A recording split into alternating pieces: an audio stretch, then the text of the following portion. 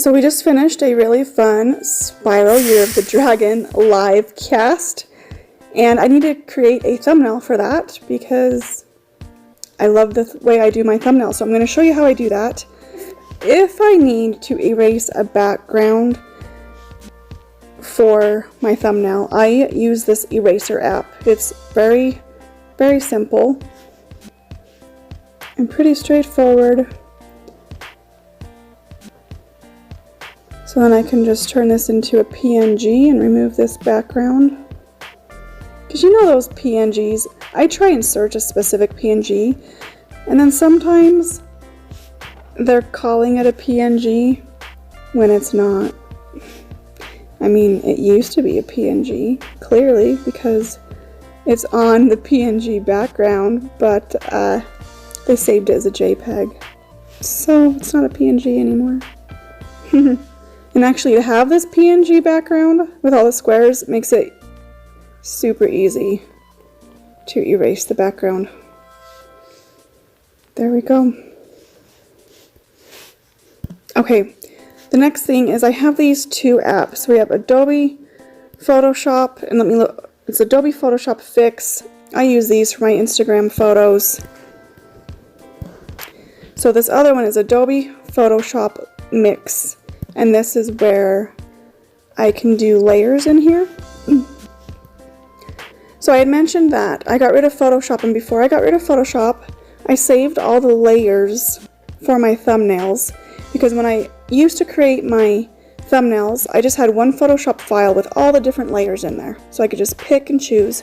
So I saved all of them and put them on my phone. Alright, so we're doing, it's a gaming video, but it has, I think I'm going to use this one, because I was playing Spiral Year of the Dragon and he blows fire. So this pops my background on here, and then the next thing I do is I pick these colors, and this is where I put my thumbnail description. What do you call that? The words on your thumbnail, whatever. Some people don't put words on their thumbnails, but I like to, and I try to keep it to about 4 words. I just want to pick a contrasting color. So Spyro is purple. The flames are orange. Sometimes I just pick a color that just... Sure, that's not the one I was picking. I accidentally clicked on that, but we'll go with that. Then I just save it to my gallery. Now this is my video editing app. I have a file in here that I have for our Sarah's Family Vlogs thumbnails. So then we come here to Media and get our new file, pop it in here, send to back, so the words are up there. Now, what do I want written on here?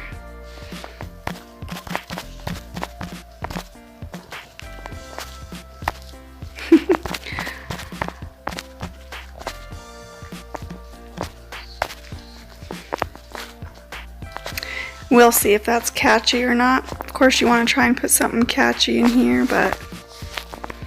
Alright. Again to Media, and this is where I'm going to find my Spyro file, and I want to flip him because I want to see how it will look to put my little Zepeto next to him.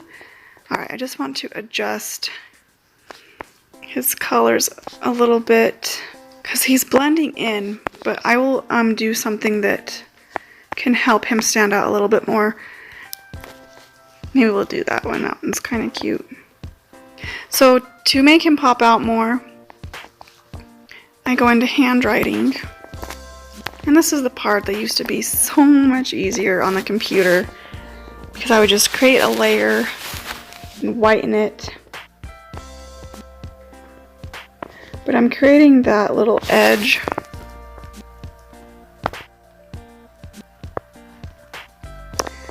to make him pop off of the background more. This is just trial and error. Sometimes I have to erase and fix it. And I need to click on that layer and then send it backward and send it backward. And Yeah, I can see this spot right here does not look good, so.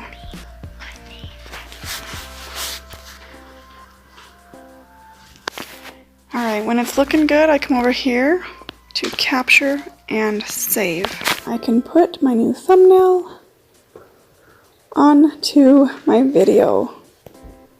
Wow, they've updated it. Oh my gosh, how do I change my thumbnail? Gosh, this scared me. It's like I opened YouTube Studio like 3 hours ago. I need to click on this little thing. And then I can add my new thumbnail. Goodness, I was so worried I wasn't going to be able to save that. There we go. A fun new thumbnail.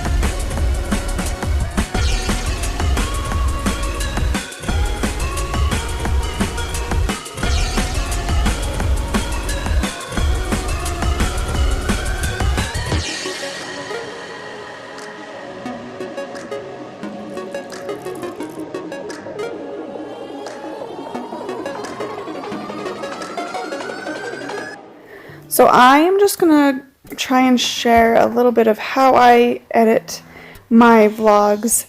I get all of the clips in, of course, put in here through the media, and you can choose your folder where it's located. And I just get them in here and then I trim them up like crazy, take out all the dead space and just really, really tighten up how I'm telling my story so that it flows really nicely. And then every once in a while I feel like it's appropriate for a transition. And I have very specific sound effects that I do for each of my transitions. So this little light effect one, I have two different ones that I choose from in my sound effects. And they are in the smoky folders. I either use Smoky 1.2 or Smoky 2.2. I'm going to use this one this time. Just make sure it's in the right spot. And sometimes we need to adjust the volume. Alright, so the first thing I do when I start my videos is I get my intro and my outro put in, and YouTube updated, and it'll start putting your subscribe button and your last video 20 seconds. My outros used to be only about 10 seconds long, but YouTube has changed that, so now they're 20 seconds long. And I love to have background music, and if it's applicable, my background music I choose for my intro can carry into the start of the vlog. But what I do is I reduce the volume right here. So you still have the background music, but then you can hear very clearly what's being said, so I can control the volume better. And then we transition into part of the vlog where There is no speaking. I've taken the sound out of these clips.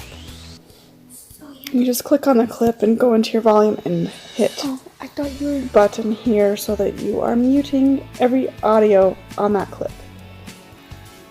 Alright, so sometimes when I feel like part of the story I'm trying to share is kind of boring because there's not a lot visually, I will sometimes pop onto the screen something to make it a little bit more interesting. So in this part, we're talking to our principal about how we're checking out a couple of computers for our kids to use.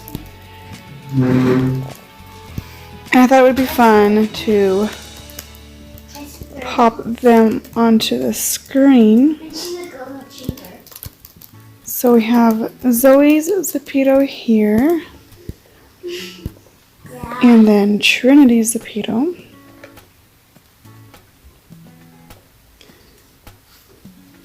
And I think I will switch hers back the other way so that the words aren't backwards. There you go, Sarah. Figure it out. You can do this. Okay. And slide Trinity over. Let's make her a little bit bigger so she's kind of... Alright. And then what I will do is I will get a sound effect. And I usually just use pop. And this, in case whoever is watching, if they're not like got their eyes glued on to the video like I do, I have my eyes glued on anyway.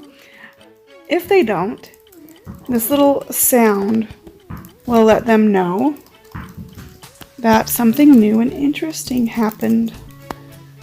We don't want them on the screen that long, so we click and trim it to the right of the playhead. And there we go, and it just adds a little bit of attention grabbing so that we can keep the attention in the video. So something else I look at when I'm editing my videos is, for example, in this clip, I am really close to my mic. So when I'm speaking, I am speaking and it's so much louder than when Zoe starts speaking. So I make sure and I adjust the volume so that it sounds more level throughout the whole clip. And in this app, it is just done through volume envelope, and you can add over here some more dots to adjust, and you can remove them. And that way we don't like hurt your ears when you're listening to this. It'll be more level.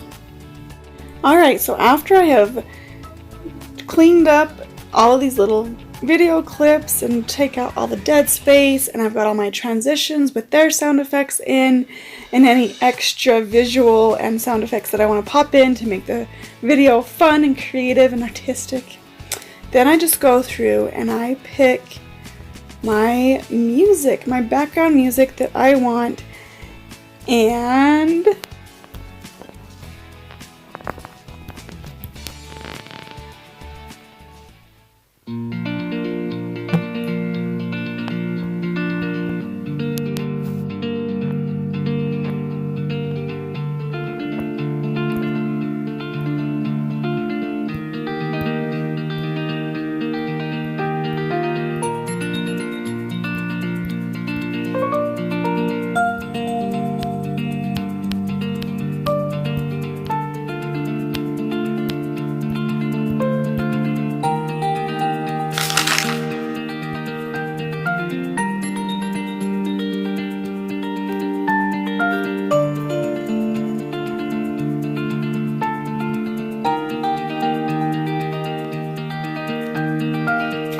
And that's a wrap. The last thing I do is come over here and I make sure that I have a little bit of audio fade at the end. And that is how I edit and upload and get you guys all these fun videos put out for you guys. And thanks for watching. We'll see you next time.